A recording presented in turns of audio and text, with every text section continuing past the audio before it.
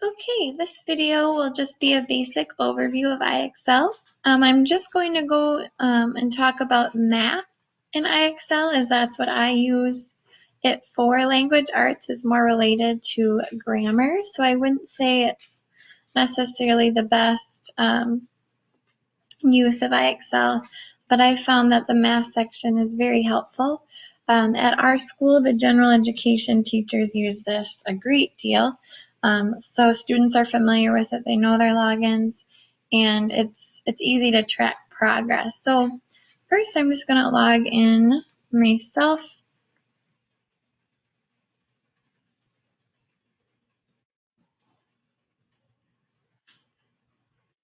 And I'm just first going to show you what it looks like at the student's point of view. So I'm going to click on math. And as a teacher, you just tell students where you want them to go. If I would click, I better do this first. If I would click profile and settings as a teacher, I can display my name differently. I can change my password, my login, whatever, what I teach. But you can also receive report emails based on how students are doing. You can hide the grade levels, so this might be especially true for those higher age students, just because maybe they're embarrassed to work at a second grade level. So you can hide the grade levels if you would like to. There's a timer that shows how long they've been working on a skill. You could hide that as well. And one thing that I have found that I didn't realize you could do till the middle of the year is you can enable audio for upper grade levels. And so what that means is it'll read the question to students if they can't read their questions correctly. So I've used that a great deal with my students, because then I know that their reading isn't getting in the way of their math performance. So let's say that I'm going to look at a fourth grade level skill. And this is all related to standards. And as you can, if you click there, it'll give you all the Minnesota standards. And I want students to work on just addition, okay?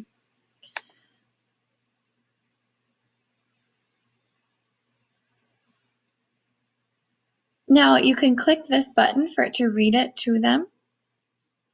And students, get familiar with it. And then as you can see, the timer is getting started. Their SMART score is basically their percentage. And you can learn more about what the SMART score is, but it's designed, like it says, to give you the best possible measure of your student's mastery level. So, obviously the longer that they work on it, the better they'll get, but they start at 0. Now, since I'm logged in as a teacher, my score isn't going to get recorded, but I'm just going to do a wrong answer here and submit. Now, after a student would get it incorrect, it would show why they got it incorrect. Although that when you enable audio, it reads the question to students, it will not read the explanation to students. So keep that in mind.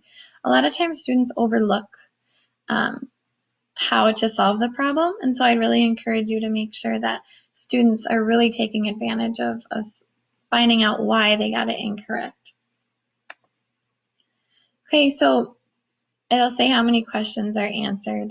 And like I said, the time, and then their SMART score. I'm still at 0 because I haven't gotten anything correct yet. So let's say I get one right.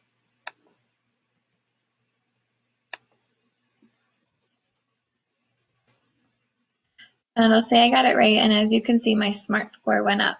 Now, as I keep going up farther and farther, the questions will get more difficult. Okay. Now, if we go to analytics, and I go to real time, I will go to real time when I have multiple students working on IXL at once. And what it does is it shows the number of students practicing, and it'll show the students' names and what skill they're on. If they haven't been working for a while, they haven't been answering a question in a while, it'll say that they're idle. So, oh, they're probably not on task. And that's been really helpful for me. If they keep getting questions incorrect, it'll say that they need help. It will show how many questions they've answered, and like I said, what skill. And it's all just on one page. So that's very helpful when you're working with, a couple students at once and you aren't necessarily, standing behind them or sitting behind them watching them the entire time, because you can see exactly what they're doing through this as well. It will give you an overview of what they have worked on and at what grade level. If you click on it, it will show you the exact questions that they got and what they answered. So here you can see, they went from 85 to 87 as a SMART score. You can also print this out, and that is very helpful as well. This is what the scores section would look like, and I didn't want to go up and show you actually what it looks like just because I have all my students' names on there, but my students are up above here, and then it has their SMART score based on the section that they did. So this is a great way if you have students working on a similar skill to kind of group them based on their skill level. This is the skills practiced setting, and it'll show you how many students practice the skill. You can click to see what students it was, how many questions were answered, and then the time spent. And it shows you just kind of, again, on a group level. The student section will show you each student, and then if you click on the student, it can give you data based on all of them. I'm not going to click on that now just because I don't want student names showing on this. This is just the dashboard, and it kind of gives you an overview, like it says the last 7 days. The trouble spots shows, where students are really struggling, and it will show you based on like the last students that were currently logged in. So since it's summer right now, the last students that would have been on IXL were the ones in summer school, so it would show me the trouble spots of those students. Again, if you have any questions, please contact me. Otherwise, just kind of explore IXL. And this does cost money. Our school currently has a membership to IXL, so that's why I incorporated into my teaching. So again, if you'd like to find out more, contact me, view the website.